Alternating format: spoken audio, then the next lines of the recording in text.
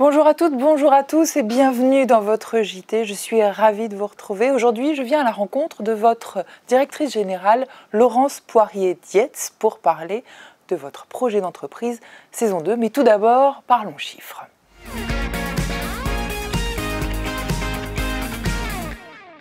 Eh bien, c'est 6, votre chiffre du jour. Et savez-vous pourquoi ? 6, ça correspond aux 6 grands enjeux qui structurent votre projet d'entreprise. On en parle tout de suite plus en détail avec Laurence Poirier-Dietz.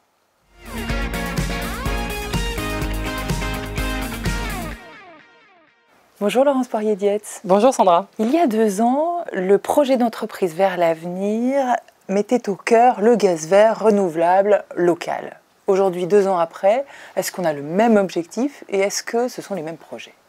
Alors on a le même objectif, oui, parce que ce projet d'il y a 2 ans prévoyait le grand chiffre de 12 TWh. Oui.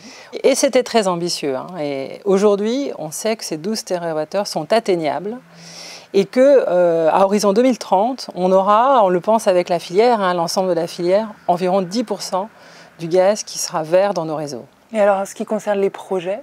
Alors en termes de projets, il y a eu une accélération folle, en particulier sur 2020.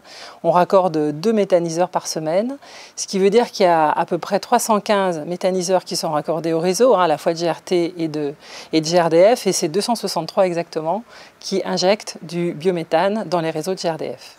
Quand vous êtes arrivé il y a quelques mois, c'est vous qui avez formulé projet d'entreprise vers l'avenir, saison 2.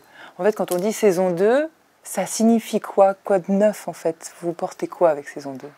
Alors la saison 2, en fait, on s'est dit, et clairement j'ai voulu qu'on y travaille vite, on s'est dit qu'il y avait un certain nombre d'événements, de contextes externes qui étaient changeants. D'abord la RE 2020, je pense qu'on en a beaucoup parlé, mais aussi tout un tas d'exigences nouvelles finalement qui nous arrivent par les collectivités locales et autorités concédantes, par la Commission de régulation de l'énergie, mais aussi tout récemment le prix du gaz par exemple, et qui donc nous amène à avoir un ensemble d'actions qui nous permet finalement d'être encore plus opérationnels, de préparer mieux GRDF et dans l'avenir, au-delà de seulement les 12 TWh en 2023. Alors vous l'avez dit, vous avez voulu agir vite et pour ça vous avez mobilisé les collaborateurs. D'ailleurs c'était une mobilisation assez forte, on va regarder tout de suite en chiffres.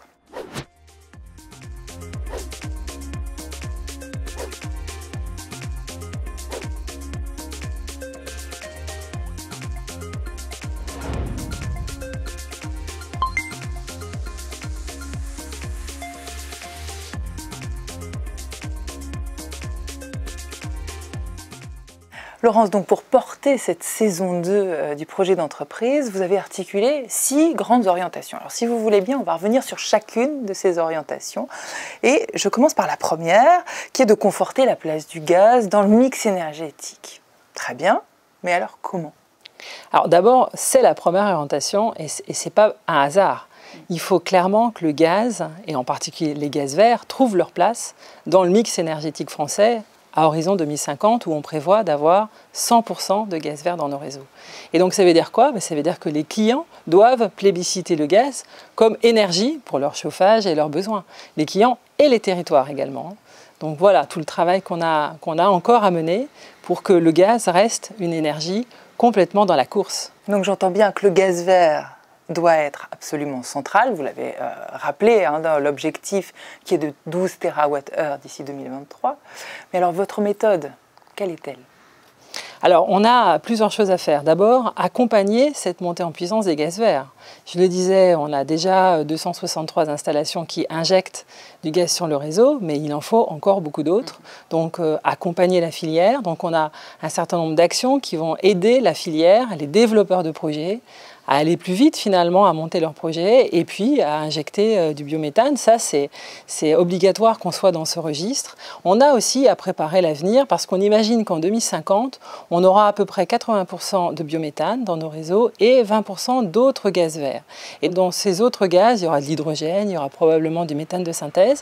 Et ça, ce sont des technologies un petit peu moins avancées que tout ce qui se passe en termes de méthanisation. Donc on a des projets à accompagner, encore des tests à mener. En tout cas, on a à se préparer. Vous disiez tout à l'heure, il faut que le gaz soit plébiscité par les Français et les territoires.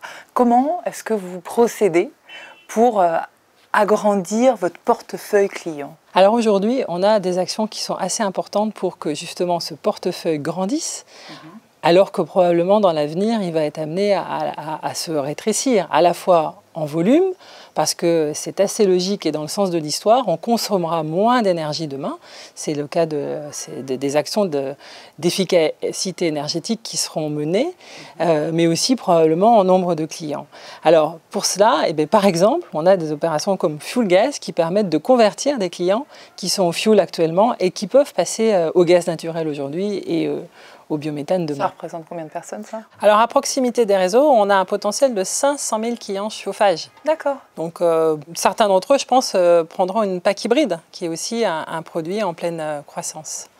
Au-delà de ces usages chauffage, il y a aussi la mobilité, qui a vraiment aujourd'hui un essor très important avec les bus, mais aussi les camions et demain les véhicules utilitaires légers. Là, on vient d'aborder les 3 premières orientations qu'on trouve dans le projet. Il y en a une 4e que je lis, évoluer vers une exploitation dynamique du réseau. Qu'est-ce que ça veut dire, ça? Ça, c'est un vrai changement majeur pour nos exploitants, pour la conduite du réseau, parce que le fait d'avoir toutes ces installations de méthanisation qui vont injecter, aujourd'hui, je l'ai dit, c'est 260, fin d'année sans doute 300, l'année prochaine probablement 600, et dans les années à venir ce sera plusieurs milliers. Donc plusieurs milliers de sites qui injectent sur le réseau, c'est totalement différent d'un réseau qui a un certain nombre de points d'injection nationaux venant de GRT Gaz. Donc ça veut dire qu'on aura à avoir une conduite de ce réseau de manière à ce que tout le volume injecté remonte bien dans les lieux de consommation. Donc c'est plus de capteurs, c'est aussi plus de surveillance du réseau, et puis voilà, une gestion dynamique, d'où le terme. Et donc c'est une nouvelle façon de penser le réseau. Alors il y a un autre point qui est peut-être aussi une nouvelle façon de penser, vous allez me dire, gagner en performance économique. C'est pas un peu un gros mot pour GRDF de dire ça? Non, la performance économique, comme toutes les entreprises, GRDF doit la réaliser. Et c'est d'abord une performance opérationnelle, sur tous nos gestes au quotidien, qui nous permettront d'avoir de la performance économique. Et nous serons attendus sur une performance économique. Puis vous savez, dans le cadre de notre tarif, qui nous est alloué par la Commission de régulation de l'énergie, on aura bientôt un nouveau tarif, la TRD7. Et donc, voilà, forcément, on cherchera à nous demander de la performance. Encore plus si, par exemple, les prix du gaz restent haussiers pendant longtemps. Il ne faut pas imaginer qu'on laissera le tarif d'acheminement venir un peu plus gréver le budget des ménages dans le prix du gaz. Par rapport aux collaborateurs de GRDF, qui sont aussi au cœur de ces grandes orientations, il y a ce point qui est assez intéressant, c'est de penser à ce que GRDF devienne plus inclusif. Qu'est-ce que ça veut dire, ça? Je crois qu'une société aujourd'hui doit être en phase avec son environnement et finalement s'y adapter et y ressembler. C'est ça, être inclusif? Oui, je crois que c'est ça. Et c'est totalement en phase avec ses parties prenantes. C'est déjà beaucoup le cas de GRDF puisqu'on a un niveau d'interaction avec beaucoup de parties prenantes externes, le monde agricole, l'ensemble des formations professionnelles qui travaillent, nos professionnels gaz et bien d'autres. Et il faut qu'on continue ça parce que, par exemple, dans l'emploi des jeunes, avec l'alternance, la formation, l'emploi des jeunes, on a notre mot à dire, on a des choses à faire. Sans doute, on sera interpellé demain sur des sujets de précarité plus qu'on l'est aujourd'hui. Donc voilà, c'est tout ça qui fait qu'on a un GRDF moderne et inclusif. Mais tout ça, ça amène quand même les gazières et les gaziers à changer? Ça amène l'entreprise à s'adapter. Et ça amène les collaborateurs à aller vers de nouvelles compétences qui seront par exemple à développer et à enrichir sur la conduite dynamique du réseau, par exemple.